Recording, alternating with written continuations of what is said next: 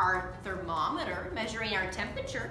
We measured time by telling time, measuring the amount of time that's gone by.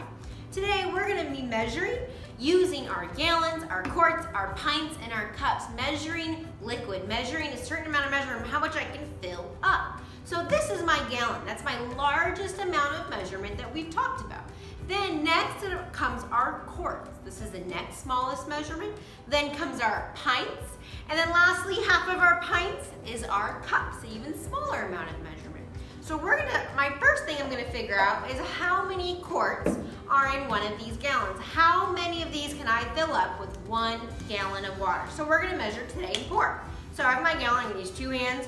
I'm gonna pour it in here. I'm gonna fill it up and see how many times, and we're gonna count. All the way up to the top is 1 quart. So that's 1. Count with me, we're gonna pour it into my bucket over here. That's 1 quart.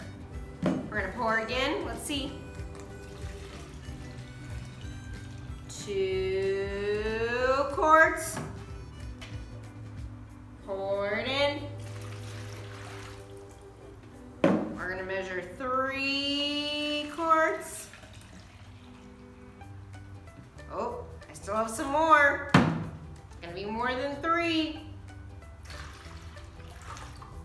Let's try one more.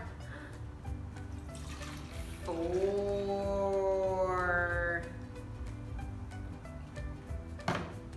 I filled up 4 of my quarts, equaling to 1 gallon.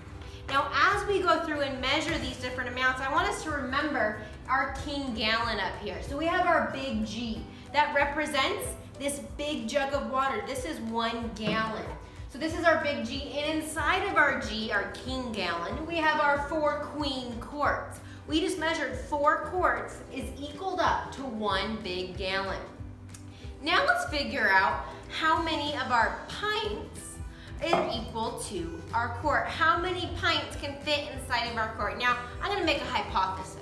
I'm gonna hypothesize if I can measure, these are about the same, these are the same square amount around, and this looks about half. Would you agree? It looks like that I will probably be able to fit 2 of these in here. I'll be able to pour 2 of these. Let's try. I'm gonna pour my 1 quart. I wanna know how many pints are in 1 quart. I'm gonna pour to find out.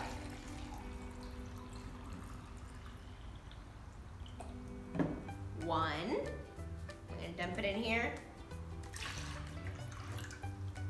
And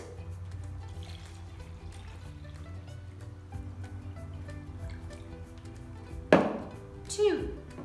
2 of these fit into our quarts. 2 pints fit into 1 quart. So if we're looking over here, I have 2 peas, a prince and a princess inside the queen fit into our quart. So 2 pints is the same as equal to 1 quart. Now our last measurement is a cup.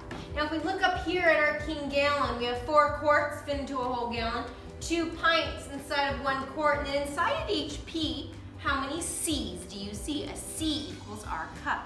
If I look at my measurement here, I don't have a separate cup measurement, but if we look at our pint measurement, it divides it into 2 cups. We see 1 cup, we see our first line, and then we see our second line at 2 cups. So 2 smaller amounts are equal to 1 pint. Oftentimes we use cups for measuring, maybe measuring flour at home, maybe measuring different types of liquid if you're baking. Maybe some of you have baked cookies or bread during this time. So we have those 2 cups are equal to 1 pint. So I'm gonna dump this out in here. So today, maybe you want to practice this at home. Maybe you can find a big gallon, maybe of milk. Milk oftentimes comes in a gallon, or different juices, or you can get water. And practice measuring your quarts and your pints and your cups and figuring out maybe how many cups altogether are in 1 whole gallon. That would be a fun experiment to practice at home. So continue practicing those different kinds of measurements of our gallons, our quarts, our pints, and our cups as well. All right, first grade, we'll see you later.